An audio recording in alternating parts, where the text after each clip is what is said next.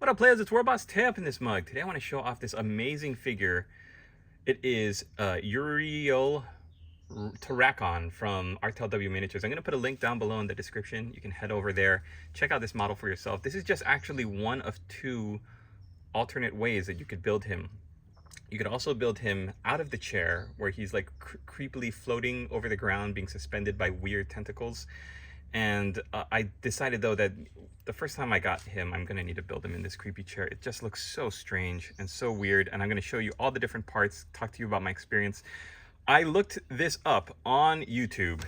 The only video for this guy is from Artel W Miniatures itself. I think it's absolutely criminal, so I wanna increase awareness for this miniature, get more people posting about it, talking about it. The Voidborn range for Artel W is just packed full of great stuff, and I hope more people go out and buy it. If you're a Drukhari player, you should be collecting these because they are so cheap. I think this guy, I'm not gonna say because I can't see the price right in front of me, but for the price of maybe one Uriziel T'Rakkon from Games Workshop, now especially that you can only get him in Finecast, I believe, you could get almost two of these miniatures. Build one up in the chair, build the other one floating. It's absolutely crazy to me. This is high quality resin, and when we zoom in and you can see the detail on this miniature, like, why wouldn't you want this instead of the very static looking one that Games Workshop has? Okay, I'm going to show you some of the parts, talk about my process of building him. The way I built him up was from the ground up. So I started with this creepy thing pulling the chair. That hangy bit, that tabard full of broken cables that's dragging on the ground, is like his tabard that he wears around his waist, right? And that's actually a separate piece. Where the pipe fits into the belt, that's the glue point. And I was wondering what it was because of the weird way it just hung down, but it actually, like, when you glue it correctly at the correct angle, it just hangs down where gravity would naturally normally take it. The sculpt on this is so terrific. Like, look at the musculature on the back of his legs. You can see where all of the pipes and different bits have been surgically grafted onto him. He looks like he's had a little bit of a replacement there, cut off the legs, sew on a new one. So gross, so disgusting. I love it. I think these last two legs are supposed to be down on the ground, and these front legs, especially this one, is supposed to be up, but I just couldn't, when I was building it, and when I was finally gluing him to the base, he just looked more creepy to me if he's actually pulling himself forward with the front two legs. So if I get another one of these, I'm probably going to build it up according to how it's supposed to be, but I just thought, you know what I'm going to do? I'll put some cork in the back here to make it look like he's climbing over some rubble. So I might add a couple of other things around. I mean, it's an active war zone. He's got a dead guardsman trooper here, so he looks like he's freshly got as well. So yeah, I think some urban rubble basing would do really nicely. And then for the chair, after I built up this creepy thing that's pulling him along, and just look at the face on that too. Look at the teeth. It's holding the little bit in his mouth. It's so gross, so creepy. Next is the chair. What's funny is that the chair, the throne, comes in like one big piece, but you do have to clip the extra flash off and glue on these turbines. And then there's these little tubes that you have to glue on, and then you have to glue on this little engine at the back. So those were a little finicky. The turbines were fine because they sit flush to the throne, but the tubes there, a little bit trickier to glue on. And then the bad man himself he comes in a torso, and then each of the arms is separate. The hands here you see on the throne, the hands are actually sculpted onto the throne, but you do have to glue on the little arms that go, like his little withered arms. You can see it's so funny, these like space elf Voidborn characters, like they're so gaunt and sickly compared to like they're called Starborn, the regular quote-unquote Eldari. And these look like they're wasted away, withered to almost nothing. Look how thin his toes are. His lower arms there are so thin. And then his middle arms holding the syringe and the heart, a little bit more beefier. Those are probably like his actual arms. And then, yeah, where these arms are sitting on his torso look like they've been like grown on or surgically implanted, and then he's got more grown on these giant limbs on the back. One is a gun of some sort, a super ray. You do have to glue on the top and the bottom, these little bits that come out. The side ones are already sculpted onto the model. Then you do have like a little tube that goes from the arm to the shoulder. And unfortunately, I couldn't work out the angle for the one on the left, so I just left it open. Shoulder pads as well, little baby shoulder pads and big shoulder pads. Those are separate. You glue them on after you glue the arms on to cover the join. I love this version. The alternative is a hand holding an orc head. So you get the upper arm that glues into the body. You get the forearm that glues onto the upper arm. And then you've got your choice of hands. I think one is just like an empty hand too. But I decided, of course, to go with the guardsman. Why wouldn't you? This is where you want to make sure you get the angle of the build correct, because the guardsman's entrails are supposed to look like they're dragging on the ground. But if you have his body glued on a little bit unevenly, then he could be floating in the air, which is going to be bad. You're going to have to put something underneath to look like the entrails are dragging along something to create the illusion of gravity.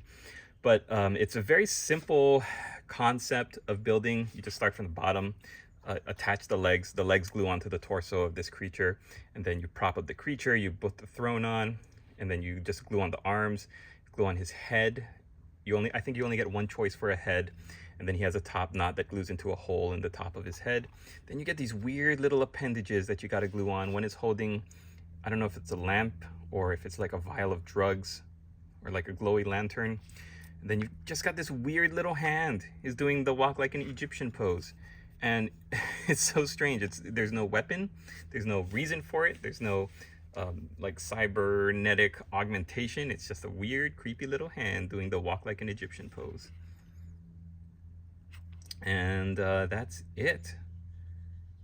Yeah, I think that's it. Everything else is that you don't use becomes like an extra bit you could keep in your bits box. Like now I've got all of the bits that I could have used to make him floating, right? I also have a hand that's holding a gun, a hand that's holding a knife, like a saw blade. So there's a lot of different bits that you can use for other parts of your projects. And when you click the link in the description, it's going to take you to the page. You're going to see all the different variants, different ways you can build them. The webpage is also where you get the instructions.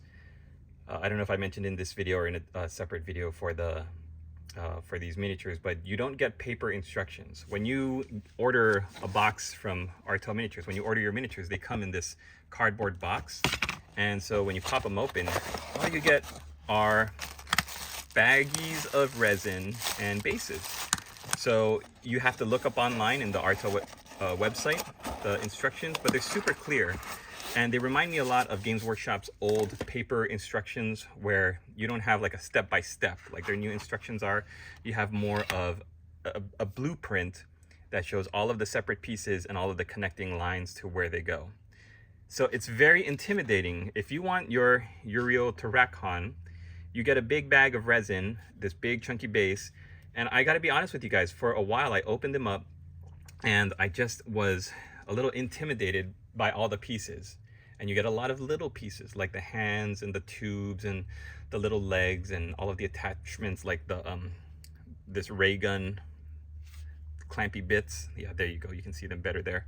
I just did not feel motivated when you get a bag of little resin bits. It's not something that I like to see. Like I'd rather see it makes more sense to me when you open a box and you see everything on a sprue. Then you can see immediately where everything goes. So getting a bag of resin is not my favorite thing in the world. So I had to work up the impetus, the momentum to get going. But that inertia, guys, once you start building, I was like, well, maybe I'll just glue together the creepy little throne creature tonight. And I tell you, once I glued on that first arm into the socket, I was like, oh yeah, that's it. I found it. I found my mojo. I found the inertia. And then it just snowballs. And then pretty soon, like an hour later, you're sitting back and you're looking at what you built, thinking like, geez, Louise, look at this guy. He looks fantastic. I want to take him out and paint him right now. So that's what I want to do. I want to make more videos on this guy. I want to make more videos on Artel W miniatures because they are just beautiful. I love them so much. I reached out to them and asked if I could be a part of their affiliate programming. So if you do decide to take advantage, click the link down below. It'll take you to their website where you can purchase these miniatures. Then I will be earning a small commission. So I thank you for that. But really, I would be collecting these anyways because the price point of them, like I said, is very nice compared to Games Workshop.